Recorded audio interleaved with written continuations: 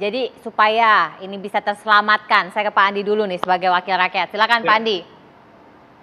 Ya baik, jadi pertama memang masalah disparitas ya seperti Pak Andreas mengatakan tadi. Yang kedua, lemahnya pengawasan sebenarnya pupuk bersubsidi.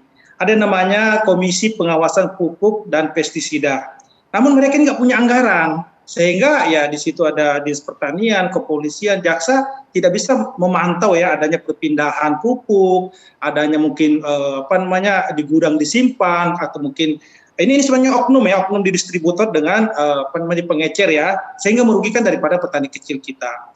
Yang lebih penting saya sambut tadi dari Pak Mitro bahwa masalah data di kita ini bermasalah, ya kan? Bahwa data dikolek dari bawah, ya kan? Dengan ketentuan bahwa tentu 2 hektar ke bawah ya. Tapi kan ini ternyata banyak bias, ya kan? Sehingga kita dorong Kementan dan harusnya Kementan setiap tahun itu memperbarui datanya gitu. Ya kan, data ini diperbarui sehingga RDKK itu kita yakini realisasinya. Nah, kenapa Menteri Keuangan misalnya menurunkan subsidi karena dia tidak yakin dengan data itu. Tapi kan harusnya tidak boleh dong karena tidak yakin dengan data kemudian subsidi pupuk dikurangi.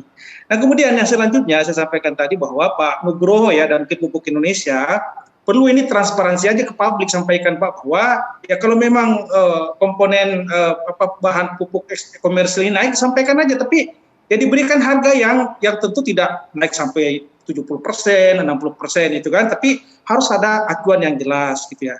Nah, kemudian yang kita lihat permasalahan selama ini di lapangan bahwa di dalam Permentan itu peraturan Menteri Pertanian ya ada 30 komoditas yang bisa mendapatkan pupuk subsidi. Nah, sementara Pak Mitro mengatakan tadi pupuk sendiri dibatasi.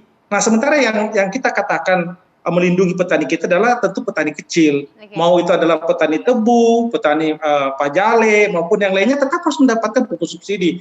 Dan Pak Gita, tahun depan kita mengusulkan agar sektor perikanan kelautan juga terpisah subsidinya dengan Kementerian Pertanian agar kebutuhan di empang, kebutuhan di tambak ini mereka juga tercukupi. Okay. Jadi sekali lagi bahwa saya sepakat tadi bahwa harusnya memang saya sepakat Pak Andreas subsidi itu dihilir.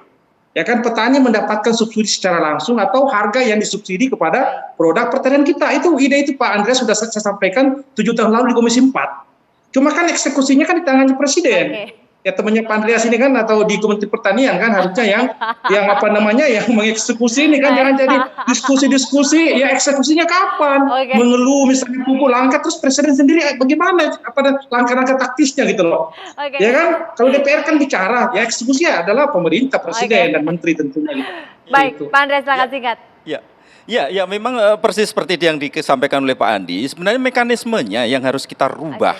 Dengan mekanisme subsidi input pasti permainan itu akan terjadi. Seberapa ketat pengawasan pun, seseorang pasti tergiur dengan angka Rp5.000 per kilo, kan ya. Kalau 1.000 ton aja sudah berapa kan itu kan.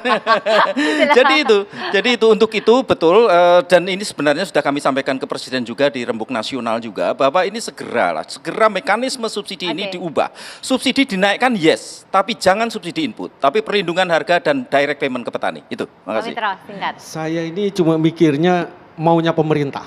Sebenarnya kalau presiden kita dan pemerintahan kita maunya bela petani, udah semuanya mudah diselesaikan. Subsidi yang kurang ditambah, pupuk yang ini produksinya ditambah, ekspor banyak. Jadi sekarang itu kemauan pemerintah, goodwill dari pemerintah ini maunya. Dalam hal ini ada presiden. Jadi kita sering dengar beliau itu bilang, biarkanlah sekali-sekali petani ini jadi kaya. Tapi udah kita bahan bakunya mahal, jualnya nggak boleh naik ini. Ini mana bisa gitu. Mudah-mudahan kartu tani juga begitu. Jangan acuannya kartu tani. Kita bicara lah dulu pakai zaman jadul semuanya dapat pupuk. Kok sekarang teknologi canggih tambah kacau. Ya? Baik. Gitu loh ya. Baik, terakhir Pak Nugroho silakan Pak Wadirut. Ya, bagi kami di Pupuk Indonesia tentunya komitmen bahwa kami sebagai BUMN untuk memenuhi kebutuhan itu maksimal pasti akan kita lakukan. Tapi bahwa tadi kalau kita bicara pupuk bersubsidi, kami juga tidak bisa melampaui ketentuan yang sudah ditetapkan kepada kami. Dan untuk non-subsidi seperti kami tadi sampaikan bahwa karena kala terjadi kenaikan harga, kami pun juga masih ada keberpihakan kepada negara ini, dalam arti kenaikan harga seperti yang tadi disampaikan oleh Pak Andi, tentunya juga tidak serta-merta akan sama dengan harga di pasar internasional. Insya Allah dengan komitmen dari Pupuk Indonesia ini kami akan berusaha maksimal untuk memenuhi kebutuhan pupuk di para petani. Demikian. Baik, terima kasih Pak Wadirut Pupuk Indonesia, Pak Nugroho Kristianto, kemudian Pak Andi Akmal Pasludin, anggota Komisi 4 DPR RI dari fraksi PKS, Pak Dwi Andreas, Guru Besar IPB, serta Pak Sumitro Samadikun, Ketua Umum Asosiasi Petani Tebu Rakyat Indonesia. Kita tunggu saja seperti apa kemudian eksekusi. Ada yang mau ditambah? Enggak, cukup saya kira. Kita tinggal nunggu Tambahannya eksekusi. Sudah jelas lah dari saya itu, Oke. alihkan subsidi input ke output. Baik, terima kasih Bapak-Bapak. Kita tunggu saja eksekusi dari pemerintah. Mudah-mudahan political will-nya, goodwill-nya tadi yang bagus-bagus, ini bisa segera terrealisasi. Saya Brigita Mandara pamit, selamat malam, sampai jumpa.